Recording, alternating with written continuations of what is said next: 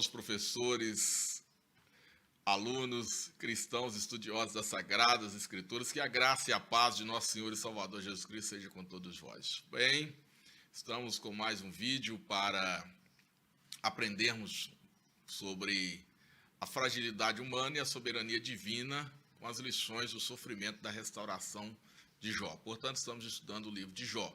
Quero antes pedir você que assista os nossos vídeos, dê o seu like, curta as nossas páginas da Rede Lagoinha no Facebook, no Instagram, siga-nos no Twitter e também se inscreva em nosso canal aqui no YouTube e você estará nos ajudando a divulgar a sã doutrina, a poderosa Palavra de Deus através das mídias sociais, dessa grande rede mundial que é a internet. Bem, meus queridos, hoje nós vamos estudar a lição de número 4 do currículo das lições bíblicas da Casa Publicadora das Assembleias de Deus para o quarto trimestre do ano de 2020. E essa lição ela tem como tema o drama de Jó. O texto áureo diz: "E disse, nu saí do ventre de minha mãe, e nu tornarei para lá. O Senhor o deu e o Senhor o tomou. Bendito seja o nome do Senhor." Jó, capítulo 2, versículo de número 21.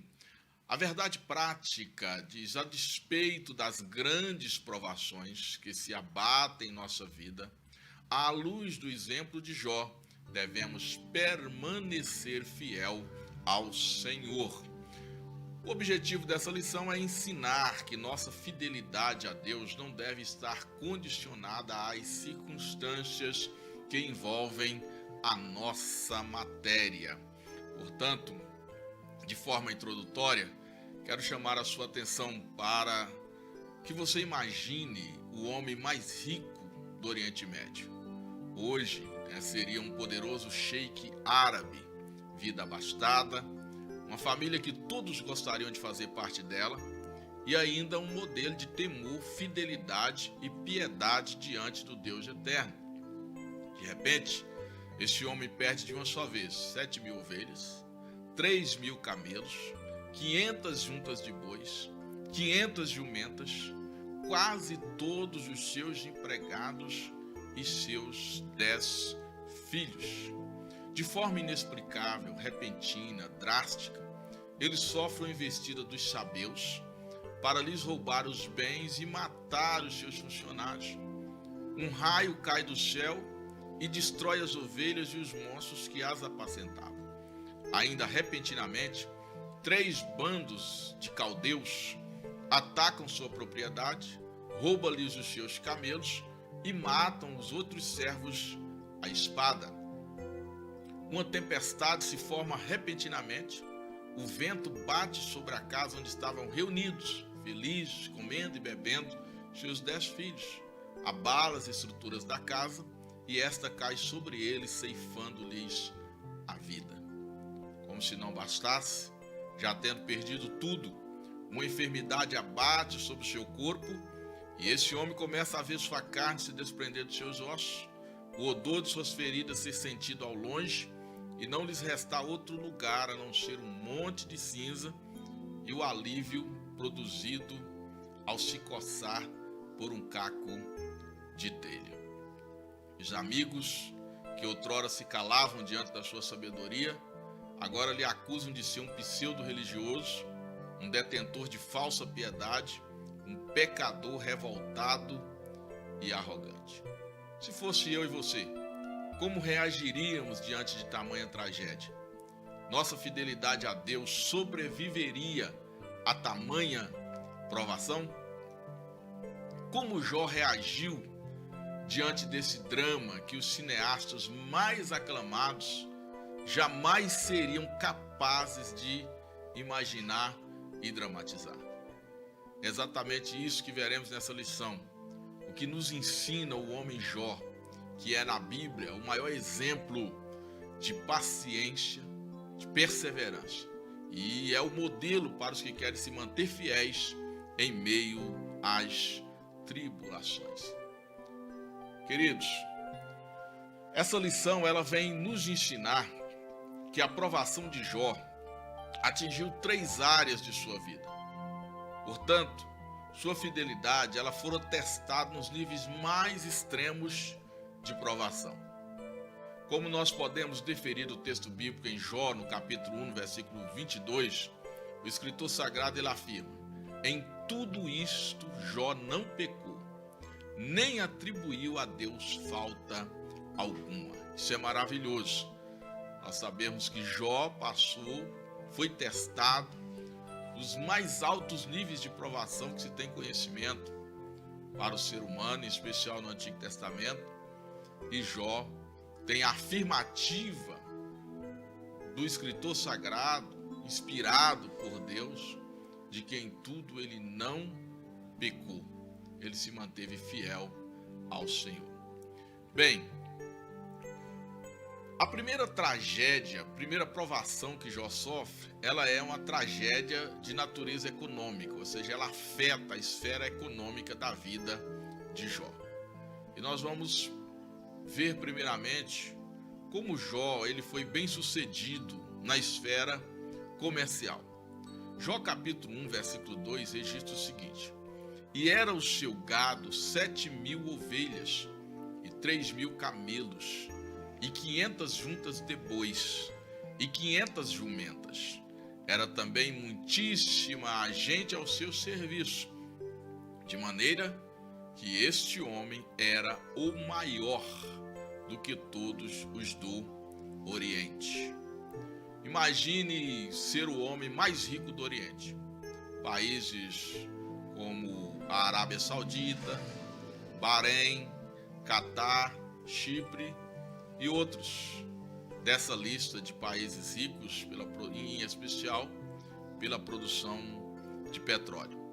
Jó era o homem mais rico dessa região econômico-geográfica no seu tempo, pelo que afirma as Escrituras. Ele tinha 7.000 ovelhas. Isso representa uma capacidade de produção anual de lã incomparável. Entenda que essas ovelhas elas não eram bichos de estimação, mas uma atividade econômica muito rentável para aquela época. Jó ele era o maior fornecedor de lã e leite no Oriente. Jó também possuía 3.000 camelos. O camelo era o meio de transporte mais eficaz para as longas distâncias no deserto. Sempre o deslocamento ali de um país para o outro, você percebe que até hoje existem grandes desertos que precisam ser atravessados. Hoje existem estradas e até rodovias pavimentadas, mas naquele tempo eram realmente sobre a areia. E somente o camelo tinha possibilidade de transportar pessoas e mercadorias pela areia do deserto, haja vista a sua robustez, a sua força e, em especial, a sua autossuficiência em água, porque ele acumula muita água para o seu lento consumo nas suas longas viagens. Aqui você entende que, por ter essa frota de camelos, Jó ele era um grande exportador de lã e certamente também de alimentos. Jó ele era um grande exportador de lã, de alimentos e outros produtos, e por isso ele tinha ainda uma quantidade muito grande de empregados. A atividade econômica de Jó era comparada com uma grande indústria de produção, industrialização e comercialização ou vendas internas e externas. Ou seja, Jó produzia matéria-prima, industrializava, comercializava internamente e ainda exportava essas mercadorias para outros povos, para outras comunidades, para outros países. Assim podemos entender quando a Bíblia diz, em Jó 1:3, a parte final do versículo, diz: de maneira que este homem era maior do que todos os do Oriente. Então Jó era realmente um homem próspero na área comercial. Nós temos aqui também um destaque, um indicativo do sucesso de Jó na esfera do campo. Ele tinha 500 juntas de boi e 500 jumentas. Sabemos que as juntas de bois, elas eram até pouco tempo utilizadas na agricultura. Com a junta de boi, o agricultor ele ara a terra e ele também transporta cargas no campo. As jumentas, por sua vez, são animais muito resistentes, utilizados para montar e também para transportar cargas. Temos aqui os bovídeos, representando as ovelhas e bois, como fornecedores de proteínas, e as jumentas, que indicam atividade agropecuária intensa pelo empresário Jó.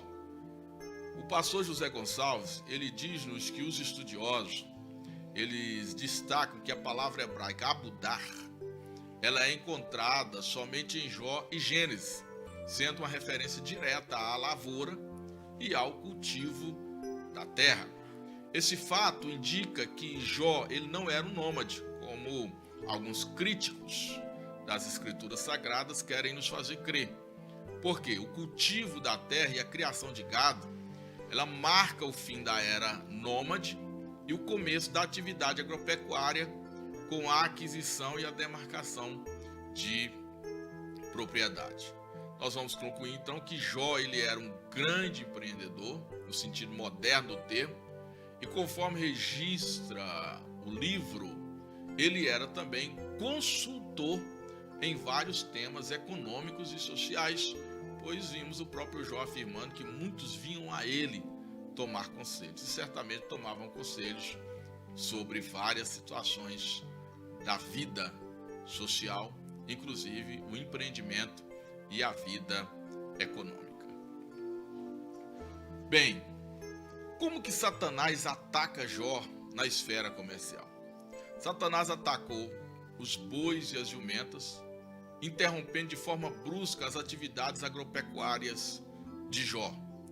Satanás destruiu a frota de camelos, impedindo o transporte de mercadorias, matou os empregados, que já tinham mão de obra qualificada, e o que certamente levaria anos para que fossem repostos. Satanás destrói ainda a produção de proteínas, laticínios e lã, não restando nada para o recomeço espiritual, ou seja, para o recomeço natural de Jó. Ele dependeria exclusivamente da fé. Não tinha nada para que ele recomeçasse os seus empreendimentos. O que nós aprendemos com isso? O drama aqui, ele é desesperador.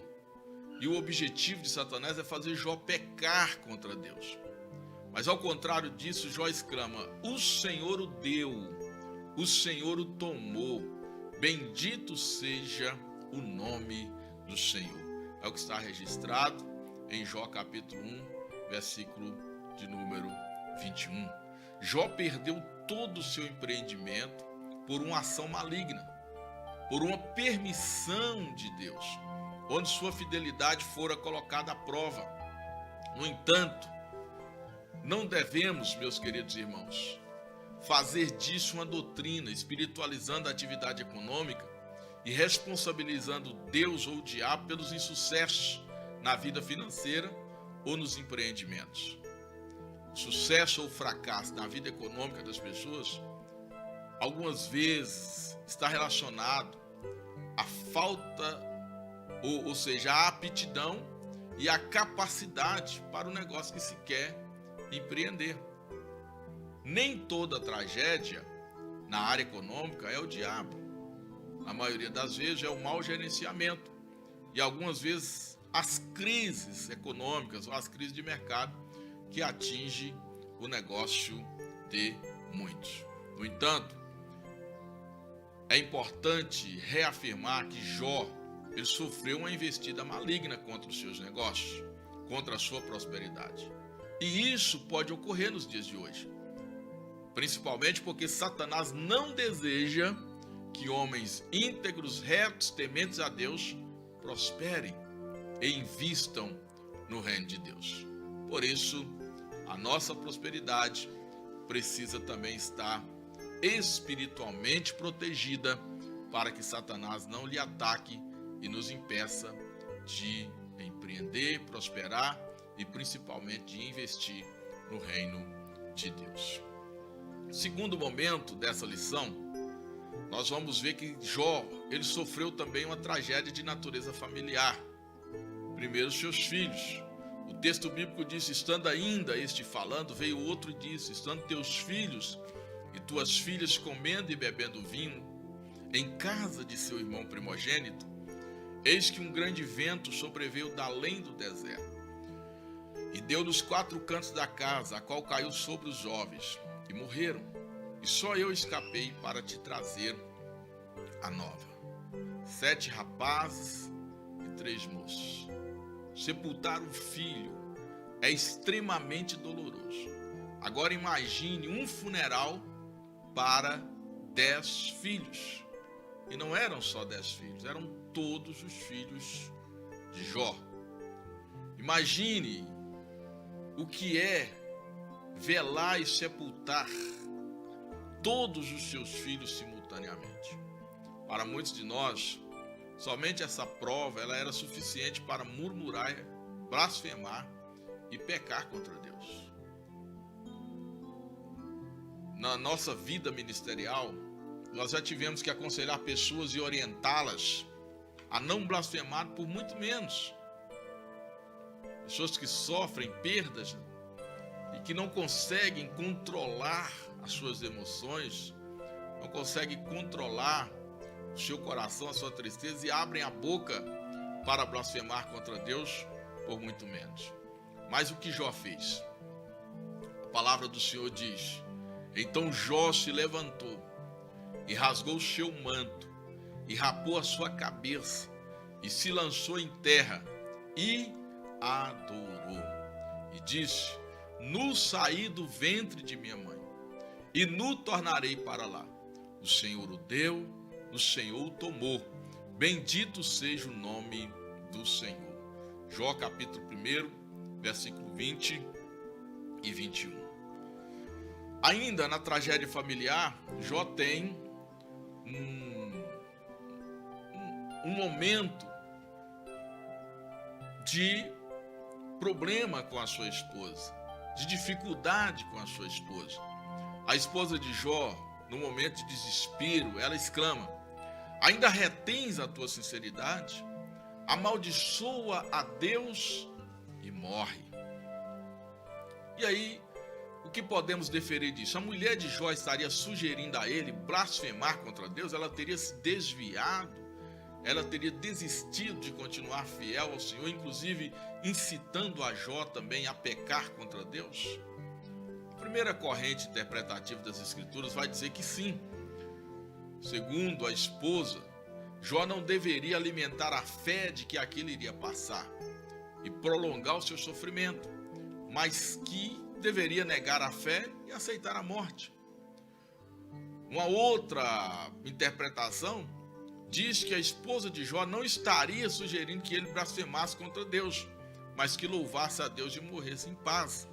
Essa corrente, essa segunda corrente, ela traz uma amenizada, um alívio para aquele momento ali, para a esposa de Jó, para não dizer que ela tinha de fato entrado em desespero e que estivesse sugerindo a Jó a blasfemar contra Deus e negar, ou pedir a retirada do seu fôlego de vida. A maioria dos exegetas, eles adotam a primeira corrente como a correta. A esposa de Jó se desesperou a tal ponto que veio a sugerir que ele blasfemasse contra o Senhor. A regra áurea da hermenêutica é: a Bíblia interpreta a própria Bíblia. Assim, queridos, a resposta de Jó, ela sugere que sua esposa entrou em desespero, vacilara na sua fé, sugerindo ao patriarca pecar contra Deus e morrer. Mas vejamos o que diz a Bíblia. Mas ele lhe diz: como fala qualquer doida, assim falas tu. Receberemos o bem de Deus e não receberíamos o mal? Em tudo isso não pecou Jó com os seus lábios. Jó capítulo 2 e versículo de número 10. Mesmo com o momentâneo vacilar de sua esposa, Jó se manteve firme e aconselhou a não pecar, mas aceitar as circunstâncias, sendo fiel ao Senhor. É importante lembrar que quem estava sendo provado era Jó, e a vitória de Jó seria a vitória da sua esposa. O fracasso de Jó seria o fracasso da sua esposa. Então a esposa não poderia ser responsabilizada caso Jó viesse a blasfemar, porque Jó era o elemento de prova, era aquele que estava sendo provado na sua fidelidade para com Deus. Bem, como fato, nós temos aqui o texto, ele diz que um vento forte soprou sobre a casa onde estavam os filhos de Jó, a derrubou sobre eles e os matou. Queridos, essa mensagem ela tem para nós uma aplicação teológica importante. Nós devemos firmar as estacas, para que mesmo soprando os ventos, não venham causar destruição na nossa família. A nossa família é sempre o maior alvo de Satanás. Nenhum sucesso compensa o fracasso da família. Que nossa casa ela seja fortalecida contra os ventos dos desentendimentos conjugais, que promove o divórcio, contra os ventos das desavenças no relacionamento familiar, que leva ao uso de drogas, violências e tantas outras tragédias. Que nossa família esteja refugiada no Senhor, a fim de que ao soprar do vento estejamos protegidos.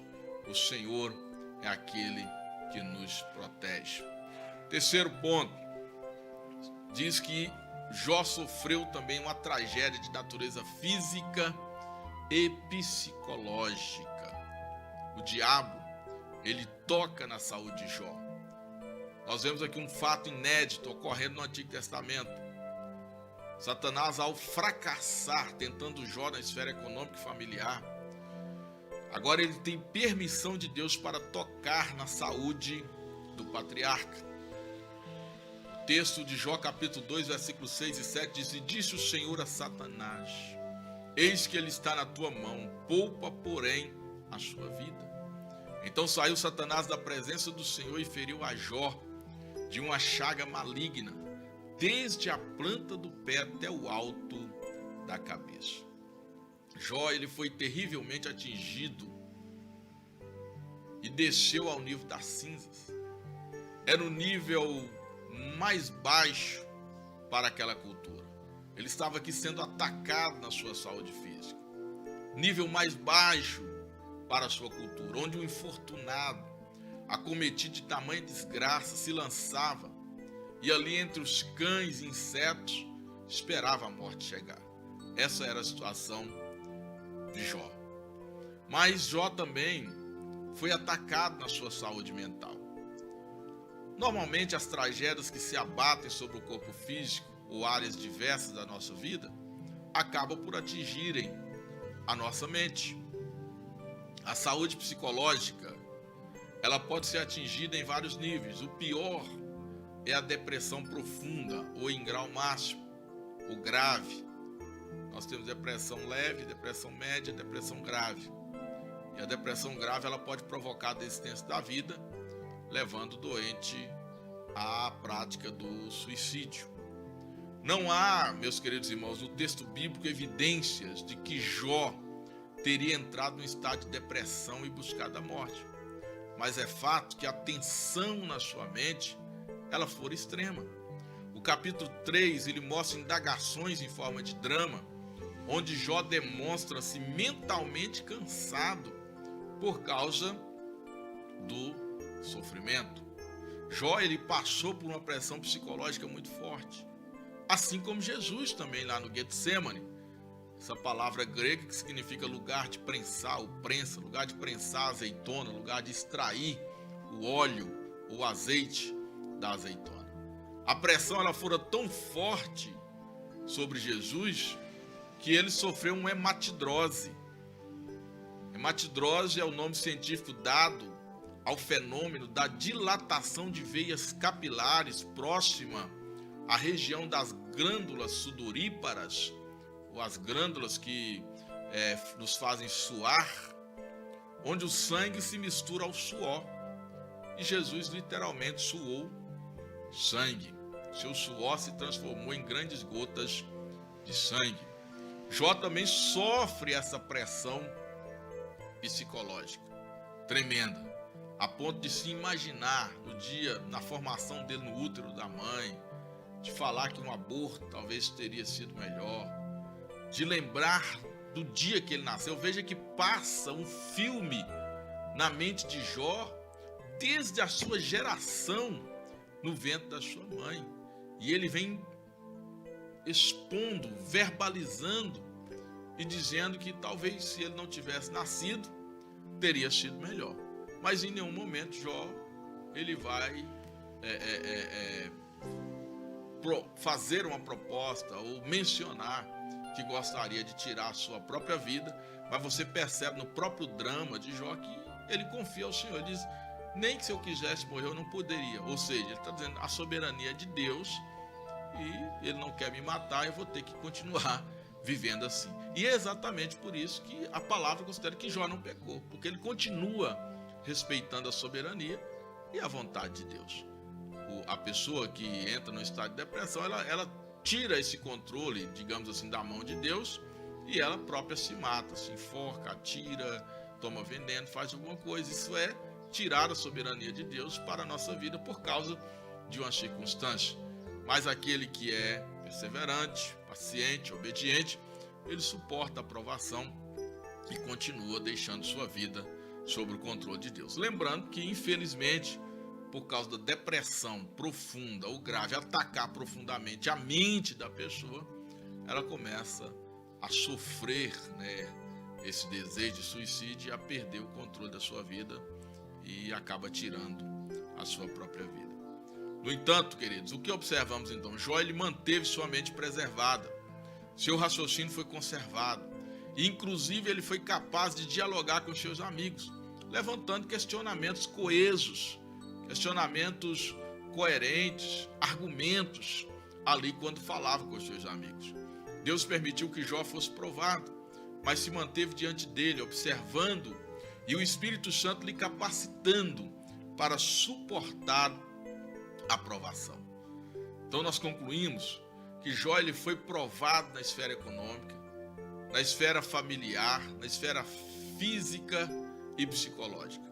Sua fé, porém, permaneceu inabalada. A provação, ela vem para nos aproximar de Deus.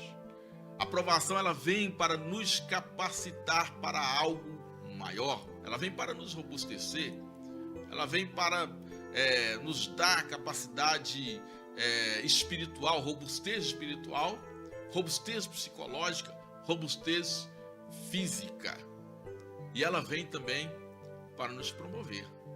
Nós nunca vamos sair da provação no mesmo tamanho que nós nela entramos. Sempre sairemos maiores. Satanás ele foi envergonhado.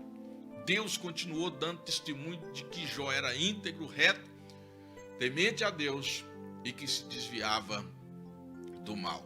Portanto, queridos, como Jó, nós precisamos permanecer fiéis diante da provação. Assim nos recomenda e nos afirma a palavra do Senhor.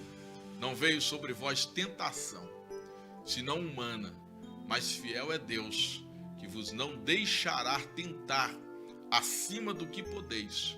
Antes, com a tentação, dará também um escape, para que a possais suportar. 1 Coríntios, capítulo 10 e versículo de número 13. Que Deus abençoe a sua vida, que a graça e a paz do Senhor Jesus Cristo seja contigo. Até o próximo vídeo, se Deus quiser.